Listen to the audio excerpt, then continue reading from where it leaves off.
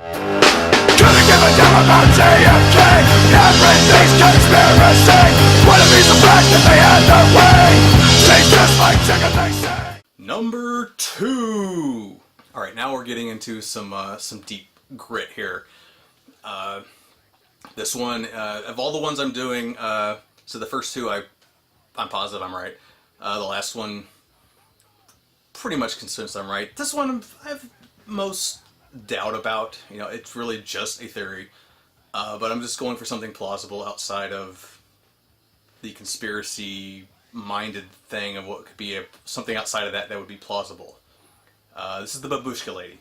If you don't know what that is, of course, talking about the Kennedy assassination. You know, maybe the most famous modern conspiracy out there. You know, brief history. 1963 in Dallas, the President of the United States, John F. Kennedy, was shot in his motorcade driving through Dallas, downtown. The official story and the prevailing theory among most everyone is it was done alone by a man named Leo Harvey Oswald, a loose cannon, not communist, former defector to the USSR and known associate of Cuban communists. Mostly thought he was trying to impress, you know, his communist brethren by doing this action, but, you know, we'll never know. He was killed by a man named Jack Ruby pretty quickly after he was caught after the assassination. Now, I say most, I don't even know if that's true. I mean, this one's been so blown out, explored, everyone has an opinion. You know, people debunk this and that, and more stuff comes out, and it's a lot. I'd say the majority of people think Oswald was the shooter. Was the shooter. Other people kind of go back and forth and like, we know, was he acting on his own behalf or was he acting for someone? Leading prevailing theories included he was told to do it by communists, Cuban communists or otherwise. The mafia, another one comes up because the Kennedy brothers were involved in breaking down mafia rackets. The government itself, people who didn't want him to pull out of, people who thought he was going to be soft on Vietnam, or CIA, Illuminati. You get back into that stuff again. You know, everyone has a deep, sinister theory of what had happened, and that's just talking about him as a single shooter. And the other, of course, famous theory is there is a second shooter on the infamous grassy knoll across the Delaney Plaza. Now, who this was, I don't think there's any real strong theory on that, but there was like a picture that kind of, maybe there's somebody there. There's a few people in a lot of the shots that they've never ID'd that look kind of suspicious. There's a person flapping an umbrella in the bright daylight. There's a hobo that looks like a former CIA agent. I think it might be him. But most famous is an unidentified woman who's wearing a kerchief on her head, which resembles like babushka, like wearing in Russia, Eastern Europe type of, immigrant folk. And that's how she got her name. Looks like from the photos of her, and I think there's a Zapruder film, she's also in it, she is taking photos, and they've never found her or her photos, because that would be of great interest to anyone, because it's photos of a different angle of the assassination. But she's never came forward, they've never found out, never ID'd her, they've never seen the footage she took. There's been no developer in the country has ever stepped forward and said, yeah, I developed these photos for some woman. There was a woman in the late 70s who stepped forward, and she kind of got dismissed, debunked, because her story didn't really add up. She seemed to be an imposter. But, so who was she? And why didn't she come forward? Or was she silenced? And that builds into the whole conspiracy of JFK. And, you can go with, the government shut her up. Or the mafia, or the CIA, or the commies, whoever you think did it, found her first and got rid of her. So at least, when someone knows someone was missing. I don't know. But, it's still kind of weird. I kind of lean towards, and this is just my kind of plausible theory on it, is, we call her the babushka lady just because of what she's wearing, but I mean, maybe she was an Eastern European immigrant. Maybe she didn't know a lot of English. She was there to see the President of the United States, the country she's living in, went to take pictures. All this happened. She got home. Maybe she just felt sick about the whole thing, and she just never had the film developed. She threw the camera and she threw the film case into, or destroyed the film. or maybe she had her own darkroom. A lot of people who took photos back then were amateur film developers. They didn't always go to a chemist or a developer. Maybe she developed them herself and kept them. And not speaking a lot of English, maybe she just didn't keep up with the media hoopla. She never really wanted to watch it. She doesn't really understand it. She was in her own, immigrants usually live together in their own little communities, and she wasn't aware of what was going on with that she was ever looked for. She was ever this a famous person. She died in her sleep years later or whatever happened to her, and she had no idea. She was just an immigrant who didn't know what she had, or that she was even famous, or maybe she'd heard something about it and just dismissed it, and just that weird, that Eastern European kind of mentality of whatever. It's I say again, I have no evidence to support that. No one does. I mean, if I had any evidence on the babushka lady, I think I'd be a pretty person of interest for a lot of people, but I don't.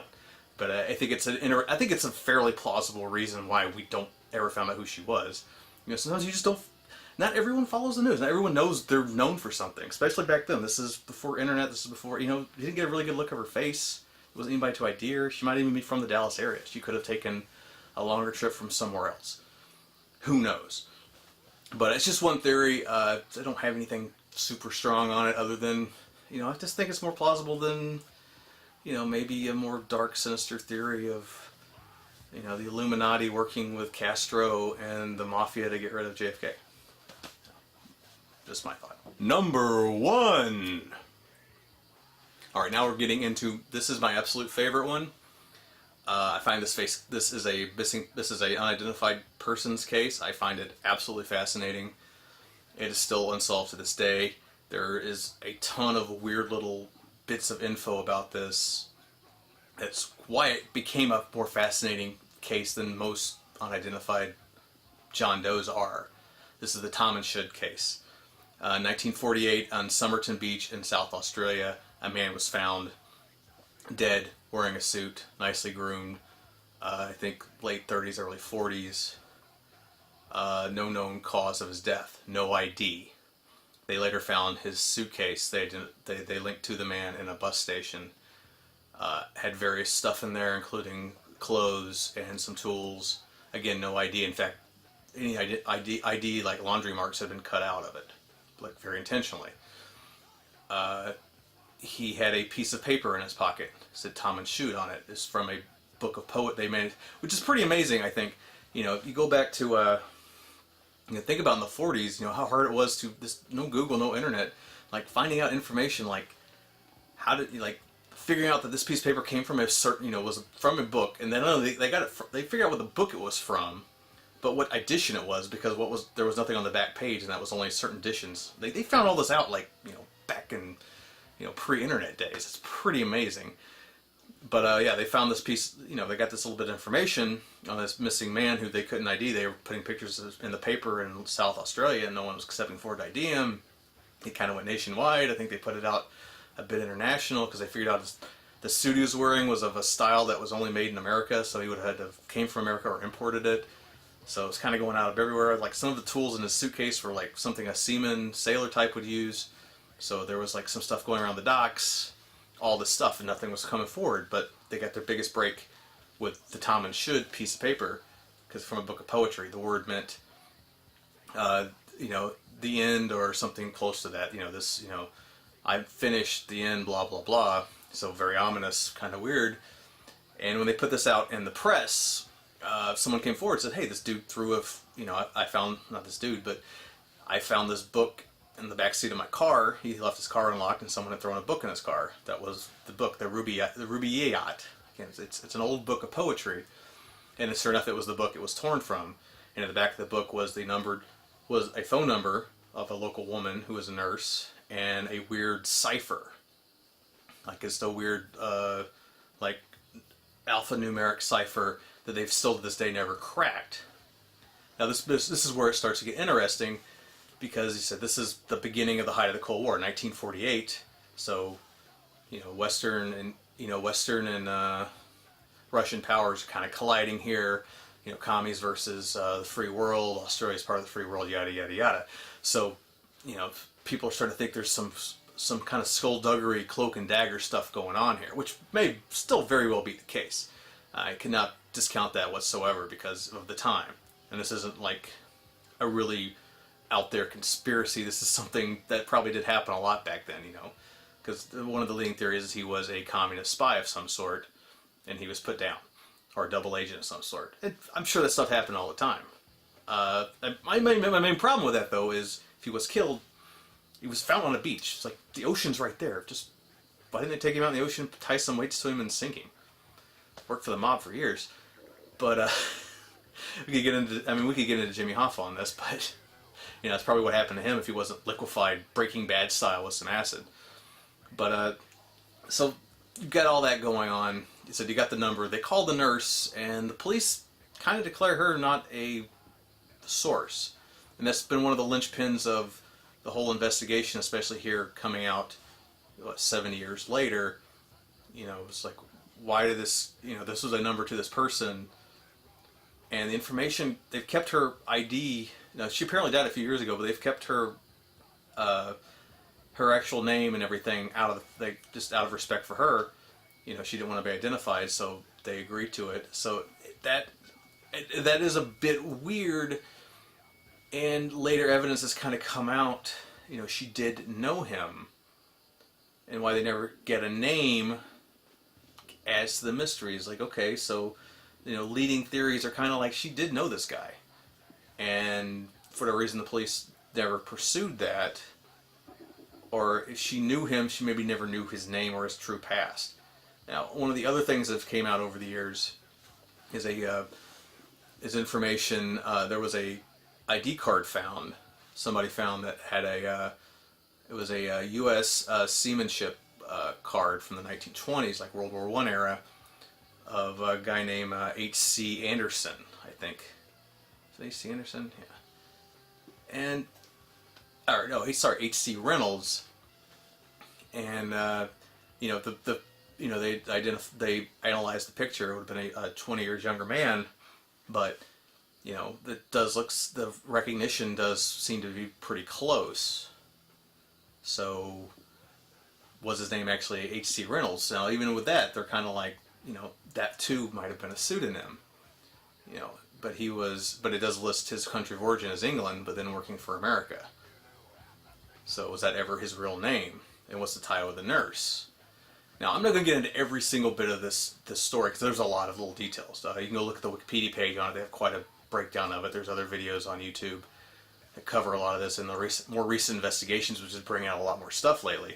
But overall, I think my theory is it is a man who probably was a drifter. It's like his whole life. He joined, not the Navy, but like the sailing merchant, whatever.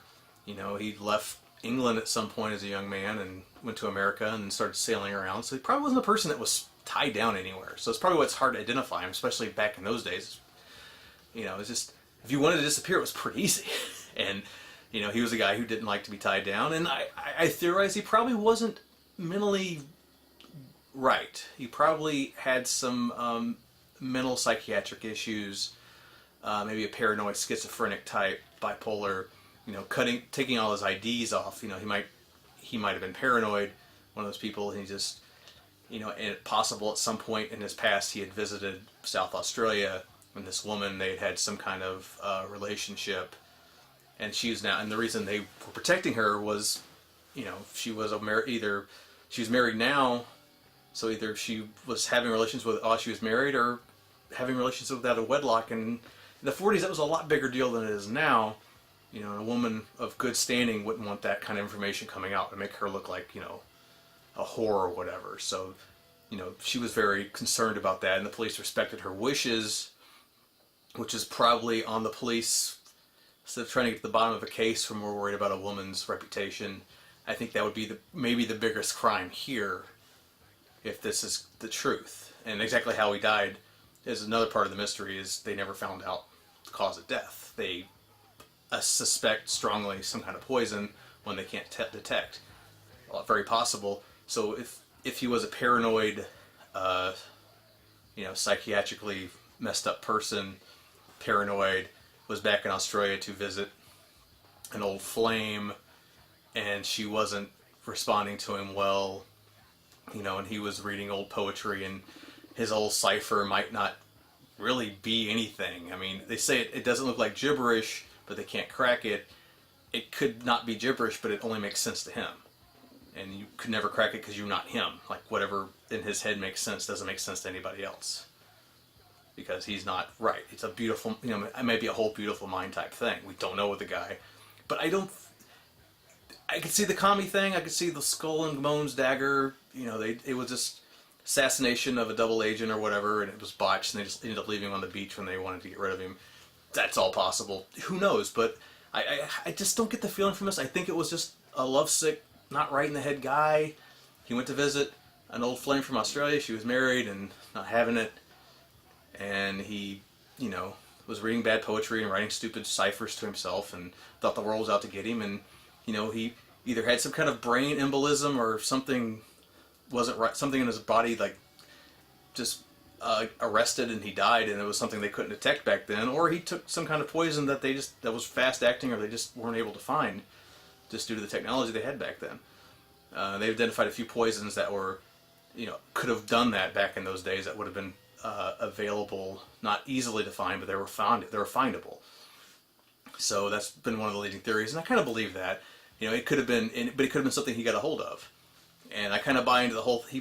I kind of think he was H.C. Reynolds, just because the analyzation kind of matches. But I also don't believe that was his real name either. I don't know if we'll ever know his real name. I think maybe eventually it'll all come out. There'll be some break somewhere that we'll get a positive ID, especially just DNA analysis, facial recognition, photos, like something will eventually pop up in this modern age, and we'll go, okay, now we know exactly who this guy was. Maybe we'll never know the full story. Like I said, the lady died a few years ago, so we don't know for sure. She might have been somebody who had a lot more information about this that the police decided not to pursue because of the times that this came out in, and not wanting to do this to a woman reputation. Understandable, but I don't know, maybe it's not a story thing. I don't know. So to recap, all these are, I'm not saying 100% true. Let's go number 5, Bigfoot. This one, yes, I think my theory is true. In fact, I don't think it's a theory, it's just the facts. He doesn't exist, sorry. There is no Bigfoot. There's probably no Yeti. There's no bipedal ape we haven't found in North America, at least. I think they found grapes in South America, but there's still tons of unexplored jungle down there. But North America, no. Not at this point. Number 4. The time-traveling hipster, time-traveling people on cell phones. Again, it's not even my theory. It's been debunked everywhere. I'm just reiterating because it's fucking stupid. And it's not even your fault if you believe it. It's just, you see what you see and you think, well, cell phones didn't exist. Someone like that shouldn't be dressed back then. And it's just using what you know, putting on a time you don't really know as well as you think you do, and coming up with a bizarre explanation. Especially if someone gives you that little bit of time traveler, you're like, ooh, yeah, that sounds good. But no, it didn't. That's not real either. Sorry. Number 3, Georgia Guidestones. Again, this don't know for sure, but I think my theory's pretty much on the money. If I was a betting man, someone maybe bet hey, we're gonna find out tomorrow who made the Georgia Guidestones or who was the money man behind it. I think Ted Turner would be. I would definitely put my money on him. I'd wager probably up to $50 on it. It's a pretty good, solid bet. Number 2, the Babushka Lady. Yeah, this is my weakest one, but I think it's plausible. I don't believe. I don't quite believe in a full conspiracy. Sorry, I think Oswald did at least act alone. There was no second shooter. Whether or not no one else knew about it, I don't know. That's one thing I'd kind of lean on. I don't know if he was taking orders from someone, but he may have told somebody. There may have been other people who were aware of what he was going to do. That's all possible. Any kind of cover up, I mostly believe would be just the Secret Service or Dallas Police fucking shit up and doing procedure wrong and then trying to cover their ass. That I believe is very plausible. Covering up some massive conspiracy. It's one of the most explored ones in the world. I don't see it. And the Babushka Lady, I think, if I had to guess, would just be someone who had no idea she was even wanted. Very possible an immigrant of some sort. And number one, Tom and Should. Again, another one I think my theory's pretty sound. I don't know about Cold War skullduggery involved. Possible. There was a time that stuff did happen. So, but overall, I think he was probably a seaman sailor type who went by the name H.C. Reynolds at one point. I don't think that's his real name. I think he did have some kind of relationship with the nurse number was in the book. I think the police did, out of respect for her reputation, haven't really come forward with a lot of that part of it. But I don't think the police also believe she doesn't really know who he is, other than maybe it was some kind of one night stand and he called her back years later or something like that. He was probably mentally unstable, and he probably did kill himself with some kind of poison if he didn't have some kind of arrested seizure.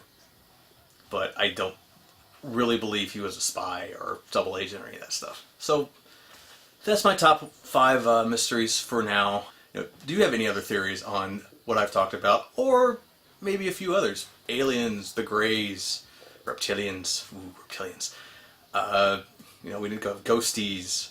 What are some other conspiracies out there just you really like?